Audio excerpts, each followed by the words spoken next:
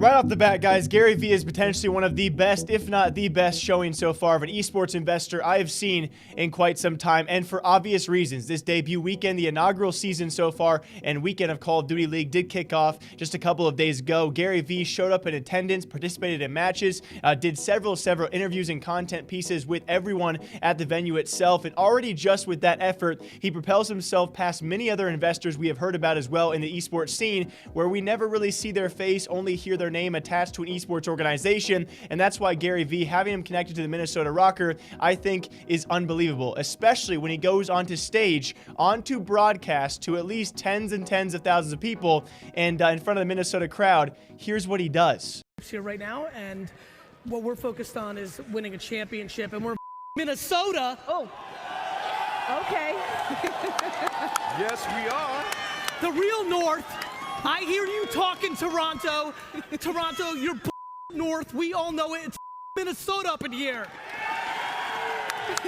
I mean, at this point in time, guys, this early on into his investment into esports and Call of Duty League, there is just simply no arguing that he competes with the top of the line of esports investors and names out there in terms of the effort he puts forth, and I absolutely love it. Now, you love him or hate him based off his business advice, guys. He's a world-renowned entrepreneur and, of course, has several content pieces out by the hour every single day. A very well-known man, and when it comes to esports, his effort he's putting forth, it certainly goes noticed here, and on top of that, I think he can actually draw this scene to big heights in the future as he does go on with Deserto. I will link the full interview down below for all of you guys. If you guys do not know, Gary Vee is solely trying to mark himself in the sports realm as well as sort of a mediary agent for sports players out there, finding them deals, potentially finding them, deals of all sorts, whether it be sponsors, partners, teams, and the like. I think he could join the STEM realm of doing that with esports pros or esports players, whichever one you do want to clarify them as. And alongside that, he even mentions all of the brands he is connected to. The power that he has and the hands he has in several big brands out there certainly brings a lot of power to anyone he touches in esports, and so I'm super excited to have a guy like this involved in the scene,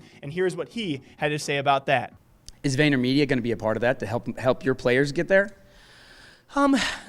Vayner is, and what I mean by that is, whether it's VaynerMedia, whether it's VaynerSports, me clearly as Gary Vaynerchuk, the answer is of course.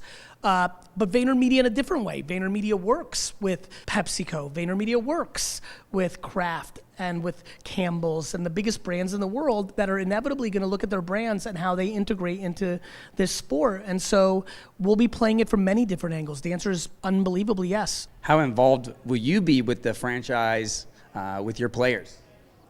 In a very substantial way. I will be at homestands. I will be active in recruiting free agents in the future. I am in complete bat phone with my guys.